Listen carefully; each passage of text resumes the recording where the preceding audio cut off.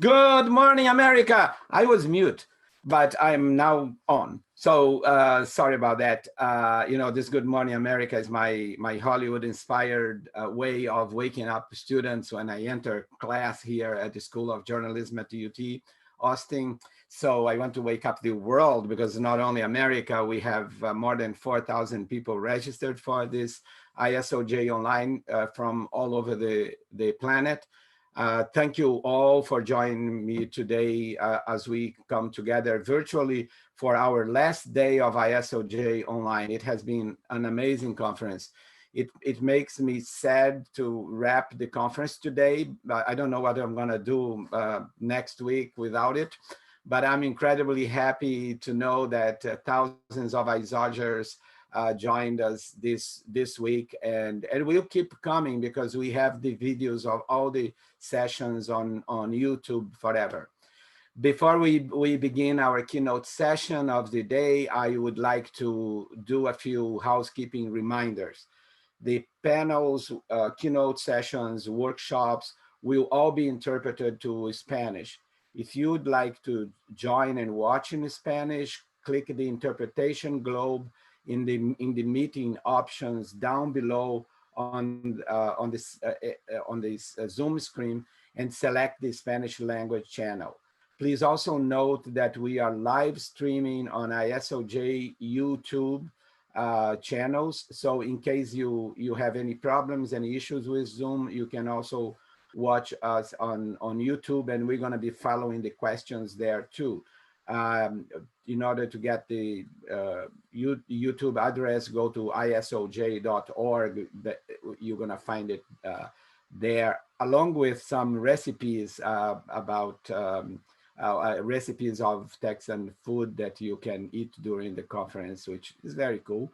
And also we have Spotify music selection also. Anyway, remember also to follow us at hashtag ISOJ 2020 and tweet, please, tweet and retweet a lot, because we need more tweets. When we meet in Austin, we have more tweets than now that we are just online. I also want to take a moment to give an incredibly huge thank you to our sponsors. Thanks Knight Foundation, Google News Initiative, Microsoft, Univision, JSK Fellowships at Stanford, the Trust Project, and Moody College of Communication for your contributions and support. Now I'd like to introduce you to and welcome my friends, Tom Rosenstiel, Executive Director of the American Press Institute, and Kathleen McElroy, Director of my School of Journalism at Austin.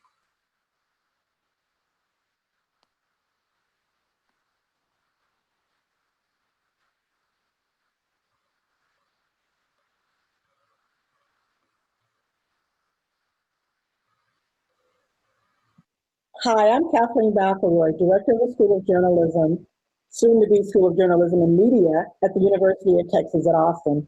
I am so pleased to introduce our keynote speaker, Tom Rosenstiel, who is an author of fiction and nonfiction books and a press critic. And the business of news, or the practice of news, has been in the news this summer, and he has some fascinating thoughts on it. And so I think we should go straight to Tom and let him talk about objectivity is not neutrality. Please, Tom. Thanks, Kathleen. It's good to be here. Thank you, Rosenthal, for the invitation. I love ISOJ, as most of you do, and it's always a treat to be part of it.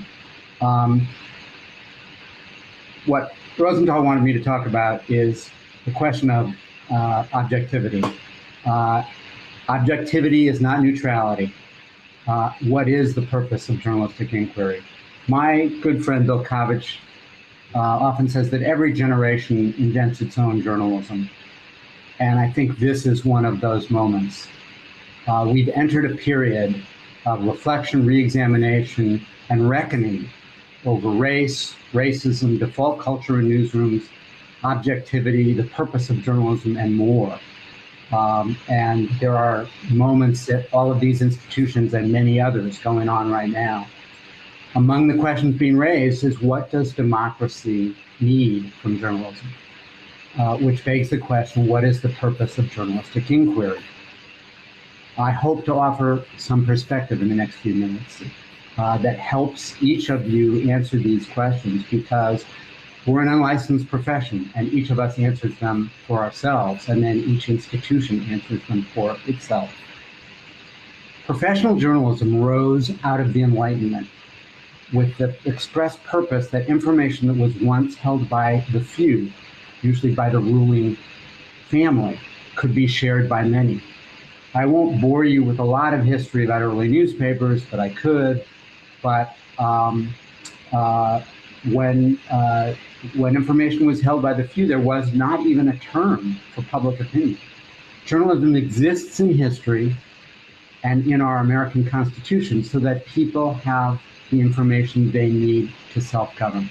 And to earn and to keep that protection, I believe journalism has to provide people with accurate information that rounds out over time into some version of a practical, larger truth.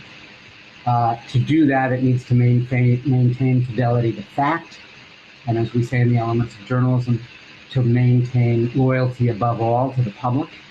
And I believe that journalism works best when it maintains independence from faction, from the people it writes about. So how do you best arrive at the idea of journalistic truth? That brings us to the simple and, of course, fully settled question of what's objectivity. What was behind that idea? Where did it come from? It didn't come, as I've heard in the last few weeks, from marketers, from radio, from anchormen, from lawyers. This is an unwitting falsehood that I've heard on the air, published a lot lately. It actually came from people who were worried that journalism was failing at a critical moment in the world about 100 years ago. They were trying to figure out how journalism could get closer to the truth. And they were worried about journalism having an inaccurate and an establishment biased view. And it was a moment like this about whether democracy could survive. World War I had just ended. The world was in crisis. Monarchical empires were falling all over the world, and it was unclear what would replace them. The Russian Revolution had just happened. Democracy was in doubt, and Marxism was rising. And a new science called propaganda was gaining force throughout the world. And fascism was about to be born. And thoughtful people believed that journalism needed to be better for democracy to survive. One crystallizing influence was a major study called A Test of News of the New York Times coverage of the Russian Revolution. It was published in 42 pages in the Atlantic magazine in 1920, and the authors, Walter Lippmann and Charles Merz, had found what they called unconscious bias, among other sins, in the coverage of the New York Times. In other words, although they didn't use this term, they found a default culture in the Times. And they, along with others, and the reason the study was so significant was it captured its moment when people were beginning to think about migrating objectivity from the academy. But it was because of a growing recognition that journalists could never personally be objective. And to address that, journalists had to begin to embrace methods of reporting and presentation that could be objective. And those methods needed to include what today we would call transparency. In other words, bring scientific method into journalism. And there were, for many, many reasons, this notion of objectivity of method has been lost or confused. Deep anti-intellectualism in the field, an apprenticeship model in the way we teach journalism, failure to teach method the way we do in social sciences like ethnography and anthropology, a relativistic and postmodernist academic disputes about objectivity in other fields, a virulent fear of theory by journalists, a lot of reasons that we got confused about this. But what I would call objectivity as method, or the way that the early proponents of it thought of it, it lives. It lives and is actually quite healthy, not very well articulated in the best work at the best newsrooms, in the personal methods of the best journalists I know, in the best long-form journalism that we all read. Now, many of us know the term, the view from nowhere, popularized by my friend Jay Rosen. What fewer know is that this term comes from a book by an NYU philosopher named Thomas Nagel, written in 1986. Even less well known is that the book is one of the most eloquent philosophical defenses of objectivity ever written. Nagel said, "I want to both defend the possibility of objective assent, but also understand its limits." For Nagel, objectivity is a method of understanding. Now, the guy's a philosopher, okay, not a journalist, so I'm about to get a little wonky. I could get even more wonky, but I'm not going to. To acquire, Nagel says, to acquire a more objective understanding of some aspect of life or the world, we step back from our initial view of it and form a new conception, which includes that view along with others, so that we can place our view or our understanding of the world or place it in what Nagel calls in relation to the world. In fact, here's how Nagel defines the view from nowhere. The question is how limited beings like ourselves can alter their conception of the world so that it is no longer just the view from where they are, but in a sense, a view from nowhere, which includes and comprehends the fact that the world contains beings, human beings, who view the world from different standpoints, and then explains why the world appears to these people as it does, and explains how they arrive at their conceptions. So for Nagel, that's the view from nowhere. It's not the view from that. It's not that you don't have a view. It's actually that you start with your view and then add to it. Now, he says that philosophers and historians argue about objectivity all the time. They are confused by it. And he says that the people who underrate the idea of objectivity are the ones who don't regard it as a method of understanding.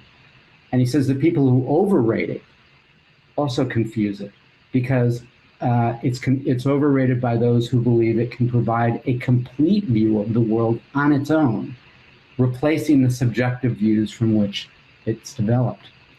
So just let me take a minute on this. In other words, in Nagel's notion of it, the original notion that he was articulating in the 80s, which influenced Jay, the objective method does not deny the subjective.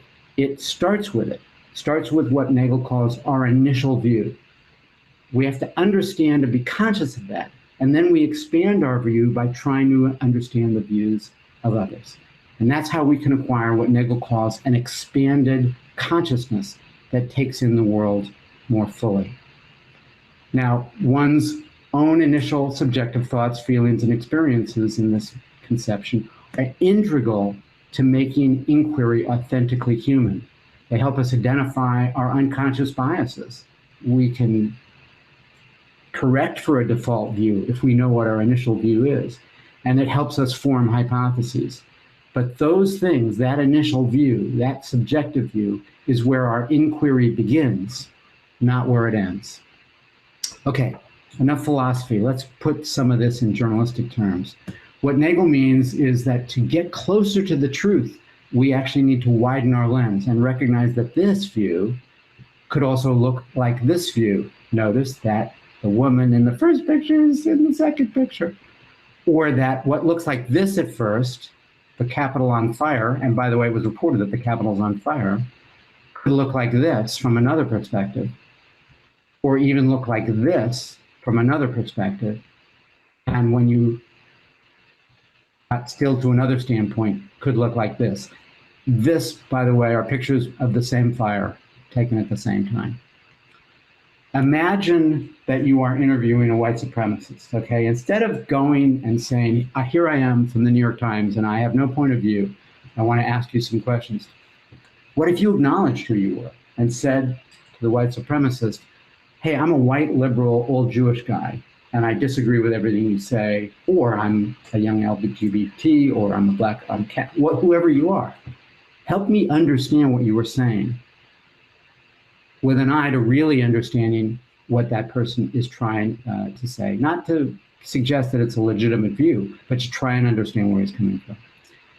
Or imagine this little reporting technique. My friend Paul Taylor used to say that he would write down what he thought the story was going to be before he went out to report. And when he was done, he would check what he'd written down. And if he hadn't gotten any further than his initial point of view, he either hadn't done enough reporting, or as Kathleen says, he wasn't really listening. Some of you may know Amanda Ripley's work about complicating the narratives, which is that we in journalism are guilty of stereotyping and oversimplifying conflict and trying to put things into simple buckets. And that if we actually complicate the conflicts and controversies and really try and understand the nuances of the people that we're talking to, it will become more interesting and more open, and people will be more open to learning. I dislike the word objectivity. Journalists didn't invent it. We're not the first to be confused by it, but we're massively confused by it, and it's hurting us. I also, by the way, don't love the term the view from nowhere. Nagel meant it one way, and Jay uses it a different way that people probably understand better than the way that Nagel intended it. Journalists, by the way, have never stood nowhere. They stand for a number of bedrock things, even before we bring in our own personal experience. We stand for factualism, for empiricism, for government transparency, equality and law, racial justice, looking out for the voiceless. There's a whole host of bedrock journalistic principles that are commonly held in the field. Those are then informed by our own personal experiences, our gender, our ethnicity, our individual consciousness. And it's a mistake to deny that. And it's a mistake to not invite those experiences into discussion in newsrooms that form story choice and framing and all the other things we do. The biases that hurt us, that become a default, are the ones that are unacknowledged or go unexamined. In other words, default culture is a failure of objectivity of method, as Nagel means it. It's not created by it. It's not a failure of self-examination. It is, in fact, a failure of self-examination or the illusion of self-denial. What's a better term for objectivity as method? Well, Les Lowry in his column, which I noted at the top of this talk, suggested moral clarity instead of objectivity. I liked Wes's column, but I worry about that term as a replacement for objectivity. I think it's unclear, and it invites misinterpretation. The Boogaloo Boys have moral clarity in their minds. So do Nazis, white supremacists, people that you think are crazy. The more you actually understand points of view, the more reporting we do on anything, the more information we process on anything, the more complex reality becomes, the more accurate, but actually sometimes the less clear. Knowledge creates doubt. Here are some other terms that I've heard lately to try and capture what we think of as objectivity of method or great reporting. Rounded inquiry, passionate, open-minded, independent inquiry. Kathleen suggested fully dimensional reporting. moral curiosity in a Twitter thread that I did after Wes's column, that was surfaced. For years, I've thought about a skeptical way of knowing. I heard somebody the other day use the term comprehensive reporting, genuine inquiry. I invite us to have a conversation about what term better captures what we mean. But we should not choose this term selfishly. We need a term about method and understanding, not one that justifies ending up with what we already believe because we think it's the truth. As Nagel warns in A View from Nowhere, to redefine the aim of inquiry so that its achievement is largely guaranteed, if objectivity is hard to achieve, to redefine it so that you can't miss, so that it's guaranteed by reductionism, relativism, or historicism, or to say basically we're all subjective, we'll never get past that, so why even try? He calls that a form of wish fulfillment. And he said we cannot take refuge, and he's talking about philosophers and historians, but it applies to journalists. We cannot take refuge in reduced ambitions. So this takes us back to the start. What do we owe the public? I would submit that we owe them a public square with common facts that are accepted, with a continuing search for those, an evolving understanding of what facts are true and can be held in common. We have to place those facts in context. I'm not sure, frankly, how much we as journalists need to add more opinion to the opinion ecosystem. We need a recognition that media is not hypodermic. In other words, if we say something to people, it doesn't enter their bloodstream and become what they think. People supply their own meaning to what we say. They adjudicate what we say. And the more we tell them as journalists how to think, the more they will resist. And we owe them verification and humility and open-mindedness and more verification. Each generation creates its own journalism, Bill, you're right. And thanks to a new generation, I believe we will have a clearer sense of the evils of default culture and unconscious bias in journalism. We will become more accurate. The President of the United States, Donald J. Trump, has already made us better as journalists. And this new understanding will come from understanding our history accurately, not misreporting our history. And I submit the professional discipline that we believe in collectively, though we don't have a good name for it, this skeptical way of knowing the world, this passion to learn and inform, which, by the way, distinguishes us from propagandists and political advocates, whose primary aim is always to persuade. This is what will save us. But if we abandon this common purpose or replace misguided understanding of objectivity by taking refuge in subjectivity and thinking that our opinions have more moral integrity than genuine inquiry, then I fear we will be lost. Thank you. Oh, Tom, that was fascinating and enlightening. You and I have had this sort of mini debate over objectivity, and it becomes clear to me that I'm going to quote Cool Hand Luke here, and you can imagine what that quote is. What we have here is a failure to communicate. And it seems as if that we're all talking about the same thing, but the word objectivity has been misused by the default culture that sort of said, my white patriarchal objectivity is better than your, in my case, Black female, quote unquote, objectivity.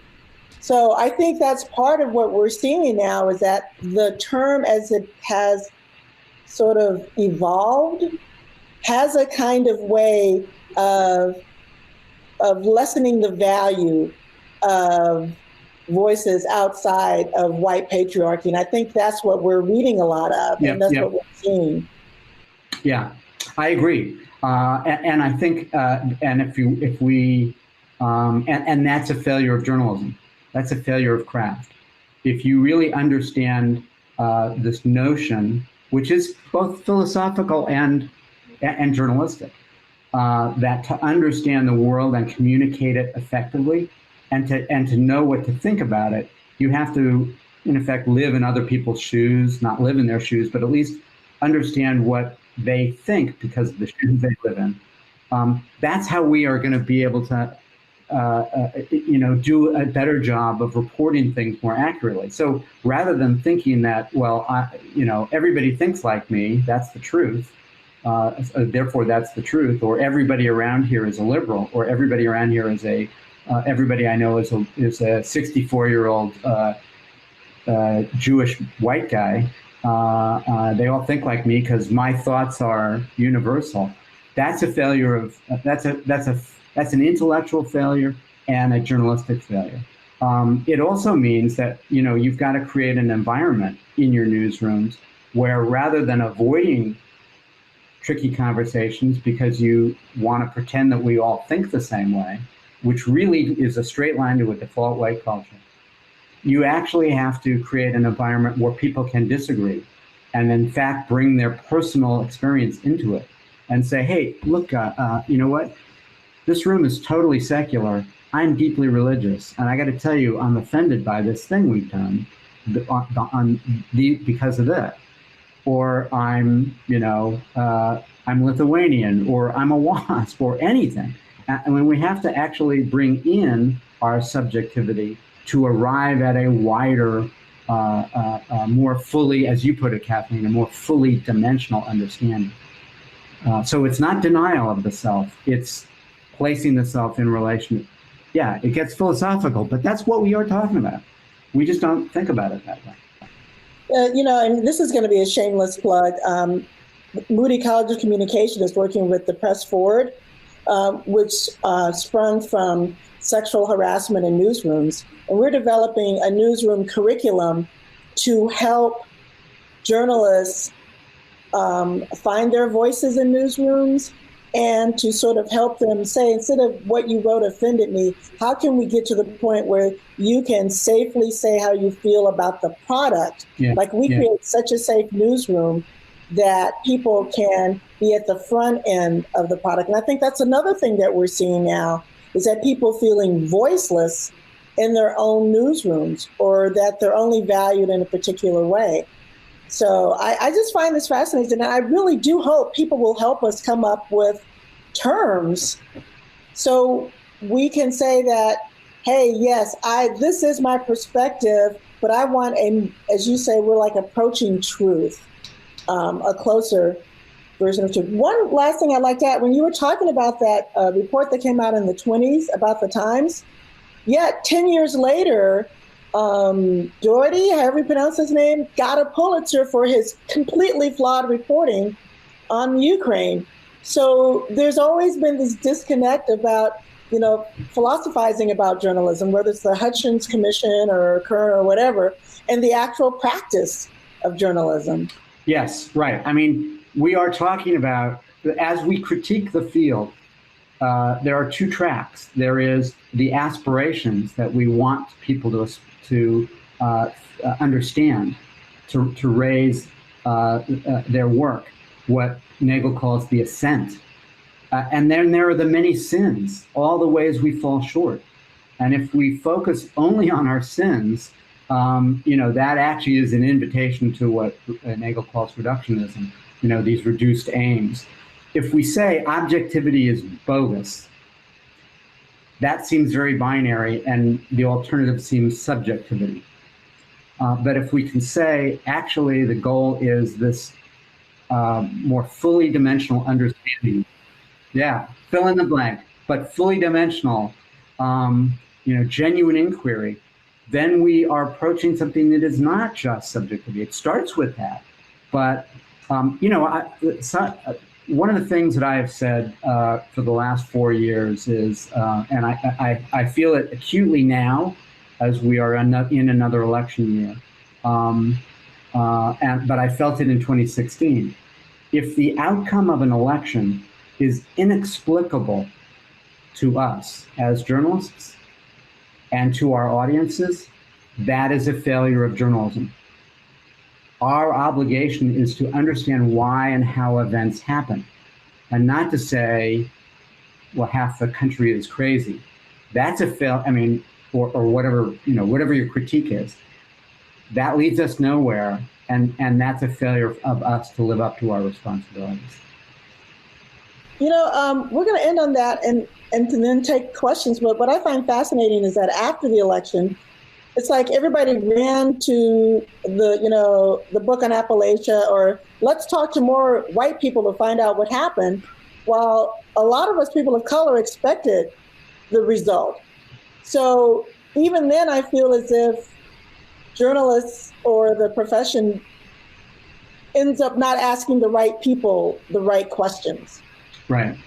So I think that's a great way for us to introduce questions from the audience.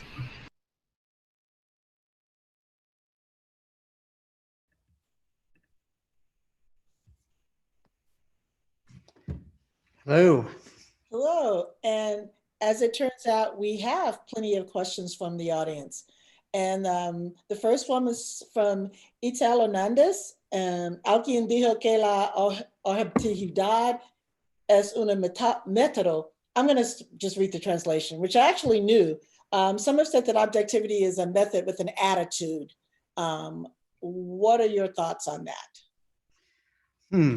Well, I don't know what whoever said that, what they had in mind, but what it suggests to me is that what I think of as that skeptical way of knowing, some uncertainty that any one side in something has the answer.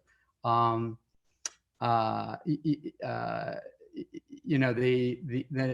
I said in the talk, journalists stand by certain bedrock principles.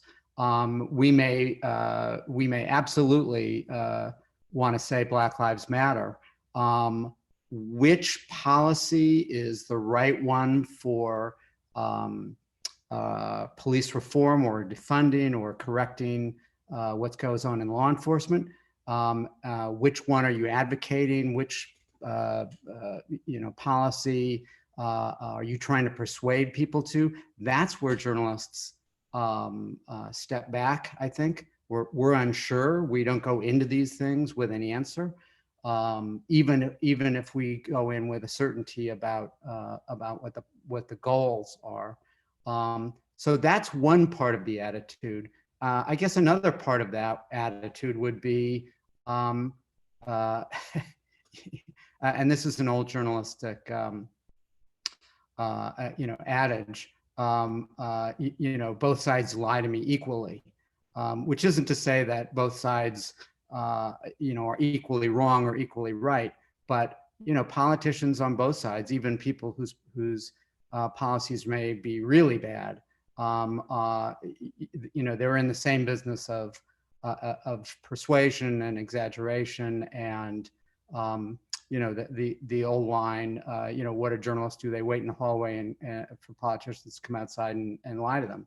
So that's part of our attitude too, a certain skepticism. That leads into the question that Tom Johnson asked. And it's a leading question, by the way, Tom. Why do the media focus more on fairness than accuracy? It seems that balancing truth with falsehood obscures the truth. And I think what we've been talking about is getting away from that he said, she said type of reporting. Yeah, so I think accuracy is a great goal. I mean, it's the, it's in the elements of journalism, the truth is the first principle. And the way you start that is first you get you get accurate information. I've always had a problem with the word fairness. People like it because it's a great goal, but it's pretty squishy. Fairness is a pretty subjective notion. What I think is fair and what you think is fair may be pretty different. So that doesn't get us very far in terms of arriving at method. And balance, which was a method used very long ago, we know how flawed that is. I think Ellen Hume may be in this. She was the first person I saw to write a piece, I think maybe for Neiman, many, many years ago, probably more than 20 years ago, about false balance. And that's a term everyone in journalism knows. I mean, so when people talk about, objectivity is false balance and false equivalency and both sidism, those are all terms that journalists are extremely familiar with, know are bad practice, and by the way, have been bad practice, have been understood to be bad practice for more than 100 years. When Homer Biggert was sent to by the New York Times to Vietnam in 1961, and there were some young reporters there, David Halberstam was one of them, he taught these guys, just because these generals tell you they're going to do things, you can't just write that. You have to find out whether they're right, or whether they're lying to you, or whether they're engaging in their own wish fulfillment. So you have to go out and with troops and see, can they do what they say they can do? That's your responsibility, not to write down what they said. That's political stenography. And lots and lots of great journalists going back many generations. Again, my friend Bill Kovach, who grew up in Tennessee, is a tough Albanian. That's a guy with attitude. He worked for the Nashville Tennessean and other papers in the South, uncovering the worst kind of racism, the worst kind of Jim Crow policies, where the sheriff were Klan members and that kind of stuff. And so that, they were not political stenographers. They were, and they were righting wrongs that were obvious. Which solution was the right one? That was probably a step beyond which they went. But what's wrong? Is this wrong?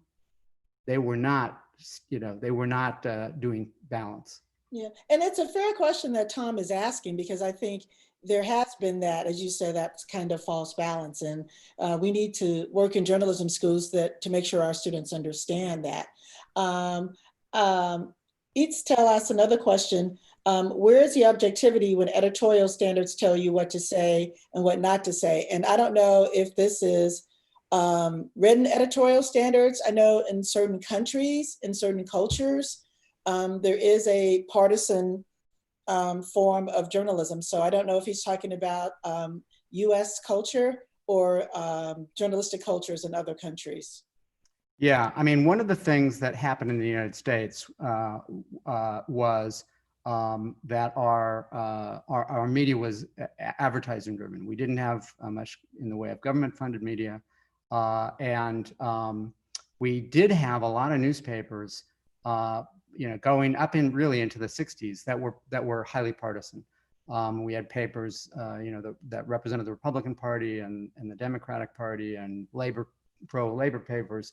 But as those papers died out and the newspaper industry contracted, and we got, starting in the late 1950s and early 60s, down to basically one newspaper in every town. And the model, gradually shifted to being advertising driven or more advertising driven. It made papers more centrist, but it also pushed them away from partisanship. Now that started in the 1830s with the first nonpartisan newspaper in New York. But it was a long journey to this. And then, of course, when we had television, the introduction of television, it was highly regulated to be nonpartisan. And the reason for those regulations were, we came out of World War II, and we were very mindful of the way that the fascist governments controlled electronic media, which was new, radio, and then the emergence of film and television as a political science. And we were terrified of that happening in the United States because we had limited electronic media, a limited bandwidth. So we put those restrictions in place. We undid them in the 1980s, starting with Reagan, but we undid a lot of things in the 1980s. And it continued by the Clinton administration as we went into cable and then the internet. But it is useful to remember that what we consider talk radio or even a lot of cable news would have been in violation of federal regulations for the first 40 years of our electronic media life. I will challenge you a little bit on one thing. I do think that papers became quote unquote more centrist, but if you were to look at there is still, you can see a conservative or a liberal facet to papers that are even considered, centrist now. I think if you were to examine their roots, you'd see that there's still vestiges of the past in a lot of these. Yeah, I agree with that. I mean, I'll tell you, a different Tom Johnson, who was the publisher of the LA Times, and then later the president of CNN, told me, although he's from Austin, I think, originally, Tom, on the death of Otis Chandler, said to me that the most important influence in any media company, beyond anything, beyond the structure of the company, whether it's privately held, publicly held, anything else, are the values of the owner. And because they make the decisions about who they put in charge of, and it just, there's a trickle down effect that is profound. He said, you know, having worked for many different bosses, including Lyndon Johnson, who owned TV stations, he said, look, that's the single biggest thing. There's also academic research out there that shows that media have some chameleon-like quality. In other words, the Hearst company owns a newspaper in San Francisco, and the attitudes of that paper are different than the Hearst paper that's owned in Houston or San Antonio. You know, a paper in Tulsa, if it wants to survive, is going to have different tones and highlights than a paper in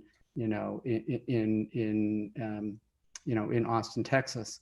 And those are commercial realities.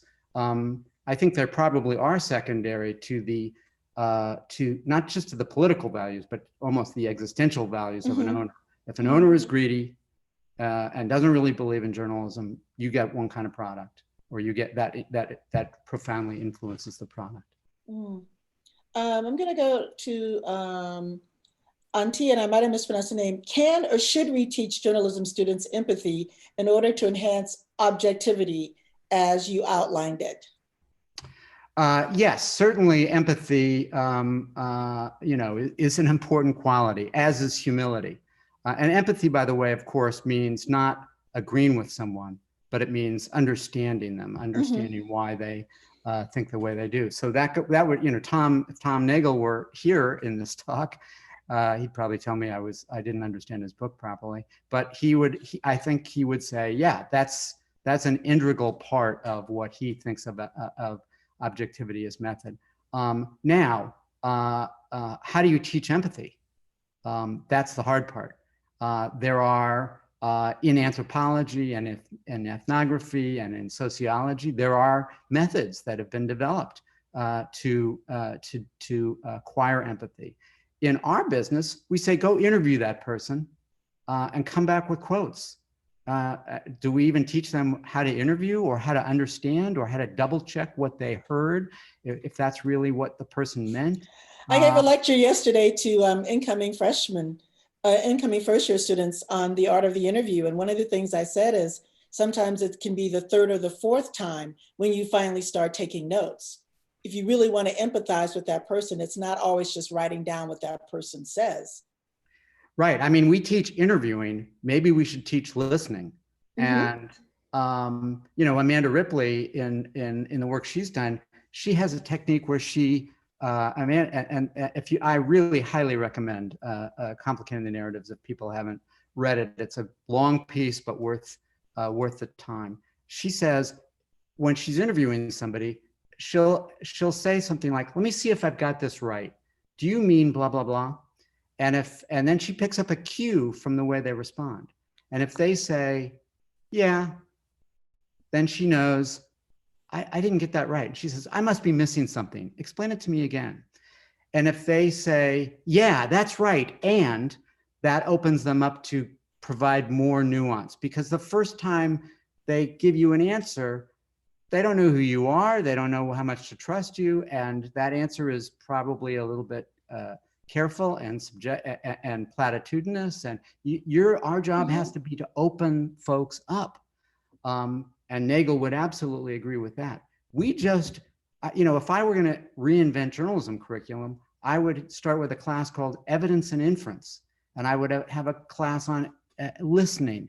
And I would I would really try and instill not how to write stories, but how to acquire information, verify it, understand when you're, when you're being Heisenberg or the Heisenberg principle, and you're intruding on and changing the event by the questions that you're asking, by your presence. These are big issues, deep issues that we've just never really thought all that much about on a practical level, because we were manufacturing journalists to get jobs to go into the manufacturing of news.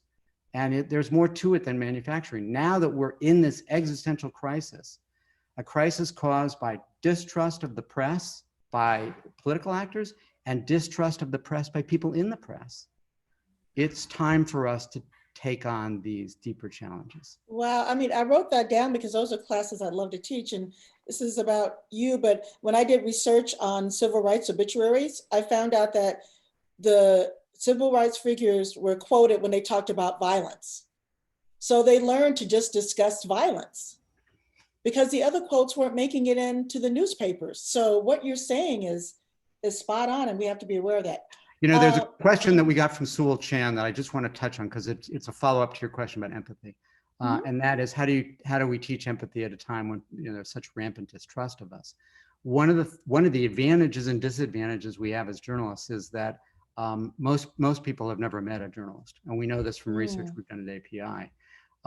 That's why I think if you go to people and you level with them and say, "Hey, this is who I am. This is what I think. Tell me why you think the way you do."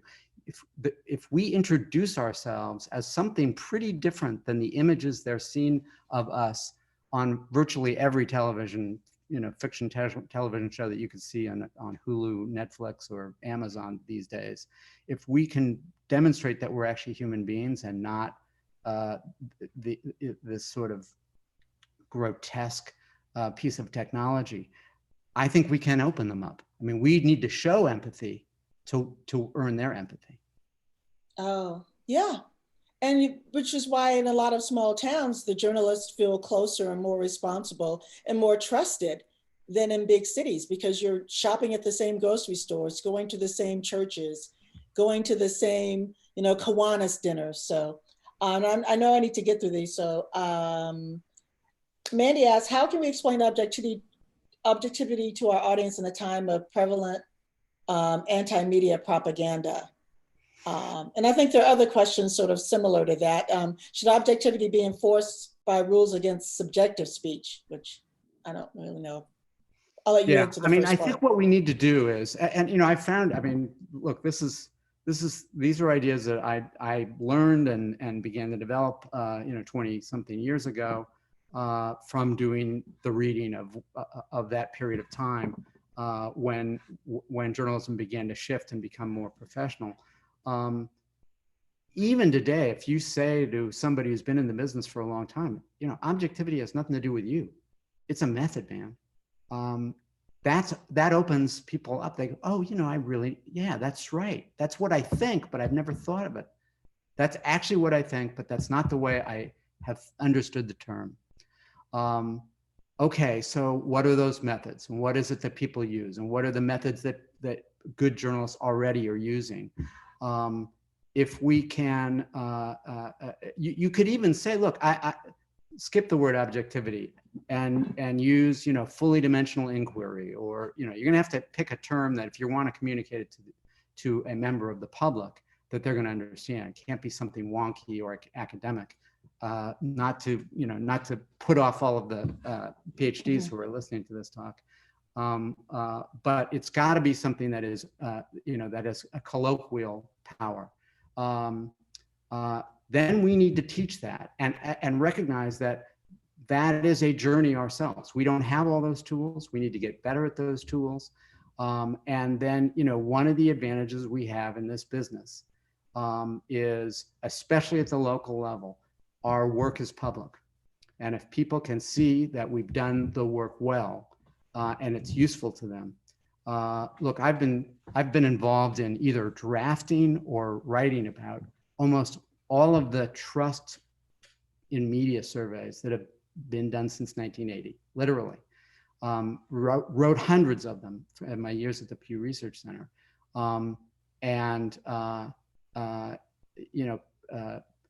there are many factors that have converged to create the trust crisis, but a lot of them occurred before the internet.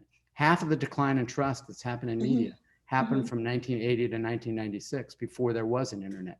It was choice that began to dislodge people, starting with conservatives, from the kind of media that we produced. And that tells me that we probably have, I mean, part of our default culture that we need to re-examine in journalism is a kind of white establishment liberalism, not just white male oldness, but it has a political component to it that we do not come to grips with. Ashik asks, how can journalists be successful in providing facts? I mean, if there is no objectivity in journalism, how can journalists be successful in providing facts, even suppressed by opinions? Yeah, well, there is objectivity in journalism. It's objectivity of method, okay? That's the point of this talk. There is no personal objectivity. That's an impossibility. But you can arrive at, you know, Nagel's notion of the view from nowhere through the discipline and professionalism of thought. Facts by themselves may be important or may not be. Is the car was green, not blue, may or may not be an important fact. And that's, by the way, a question that someone asked: if truth is relative, facts or not, why not stick to facts? So yes. Because they're insufficient. You know, he said this, he said this, he said this, he said this. These things are all in conflict. What am I supposed to make of that? So we need context. We also need to recognize that our level of ability to verify or know varies depending on the nature of the facts. We are much stronger in journalism on the physical externalities of the world. These words were said. This many people were in the room. Now, why did he say those words? What did he or she have in mind? What was their motivation? That's more subjective and is going to require a higher level of proof. We only need to actually have the audio recording to know what was said, but to know why something was said, we now have to interview a lot more people who were in that room and get a sense of what they thought the motivations were, or maybe someone who talked to the person who said the words or was involved in developing the strategy behind those words. So these are knowable things, but they go beyond simply facts. We owe the public more than facts, but we have to have a lot of humility about how much do we know this. Just because one person said, well, this is why he said it, well, that's, and if you go with that, one person saying this is why I said it, if that person's guessing, then you've got nothing. But if it's the person who actually sat down, wrote the speech, edited the speech, and was involved in the strategy behind the speech, that's a much better source. So that's a case where the evidence, you know, the rule, I need two sources, is meaningless if both sources are fourth-hand sources. We need to start thinking epistemologically about what we mean by evidence. Here's a question about when the subject attacks and discredits the reporter or the media outlet. Gee, I don't know where that's happening. Where isn't it happening? What can they do to keep fully dimensional that view and not become the story, which has happened to reporters recently?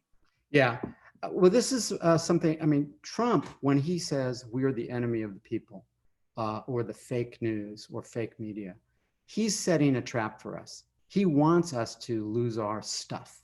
He wants us to have our hair on fire and go off the rails. He wants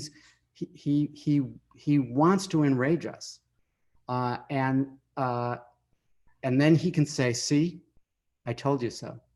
The metaphor I often think of is if I went into the ER and I was injured, I would not want the doctor to lose their professional clinical attitude and say, "Oh my God, you are in really bad shape. This is going to be a tough surgery I'm going to have to do. I'm really nervous."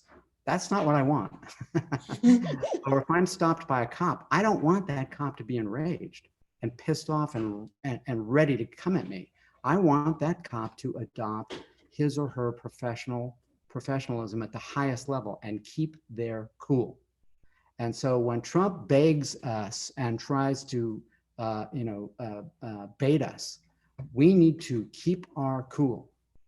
When he goes low, we need to go high. Mm. There are a couple of questions about corporations and media ownership. Yeah. And one says, can corporations produce journalism as we see it? And another one is, in India, because of corporate communications, have started their own media organizations to safeguard their business. Because this is news because of this, news becomes commodity. And what do you say about this? Yeah, there are two different questions. First off, and I want to emphasize this, the structure of the ownership does not dictate the values of the corporation. The New York Times is a publicly traded corporation, and it's producing journalism. Times Mirror was a publicly traded corporation run by Otis Chandler, and it produced journalism. He made the company, his family company, better and better and better. So ownership structure, the notion that somehow commercial media is going to be bad and nonprofit media is going to be good. I can tell you, I've been in the nonprofit world for 30 years. There are motives behind nonprofits too. So there's a lot more to it than ownership structure. Do not fall into the trap of thinking that the nature of the structure of the ownership is going to solve the problem. It's much more complex. The second thing I would say is, I've sort of lost track of I got so impassioned on that. I got lost track of the second question. I'm sorry. No, I mean, they're just questions, I think, because there's, as you say, this conflation between corporations and journalism, and the sense that only nonprofits can be committed to pure journalism, when in fact that's not typically the case. But I think you've seen it in other countries, though, where the motives for starting journalism, and we have it here in this country. We've got good billionaire owners and bad billionaire owners. We had it through history. We had local owners who, probably the worst owners were local owners, and the best owners were local owners.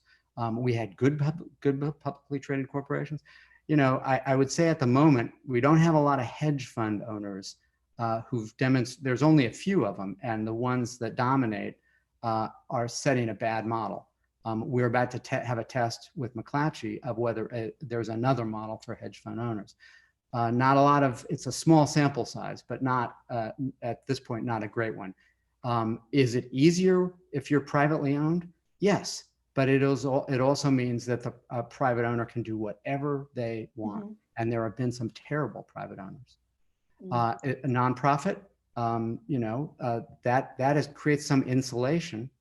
I have a lot of hope for that model, but insulation can also create delusion, and that's happened with some nonprofit owners. So we're out of time, and we weren't able to get to some questions, including a really good one from Jane Singer, who I know I admire her and I admire her work, and it's just more about the misinterpretation of objectivity. And I'm hoping— Just read the question, and then people can know it. It's sort of a long one, but why is this misinterpretation of the idea of objectivity, I guess, so entrenched in journalistic thought? And Jane, if I muddled that because I shortened it, I apologize. Yeah, well, and it's muddled, by the way, it's muddled in philosophy and history too. I think the problem is that the word objectivity, the antonym of it is subjectivity. So it invites this notion of this binary choice. Right. Whereas if we think of it as, and we attach it to a person, because subjectivity is about consciousness. But if we just think of it as a method, if we almost take the word transparency and use that, that invites actually, okay, now my method is transparent. I've got to be, now if transparency is, hey, I'm just a liberal and here's what I'm going to do. And that doesn't get you very far. and Nagel would say, well, you've started and you've taken no steps.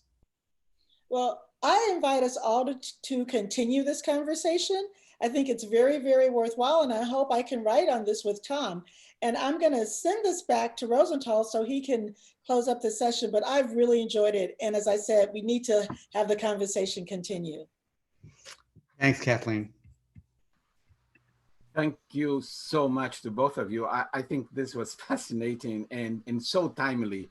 I think this is so important. I have been a fan of Bill Kovac and Tom Rosenstiel since the very beginning of this. I am so proud that I signed immediately as it went online the Committee of Concerned Journalists Manifesto in 1997, I think. And yeah, you got it, 97.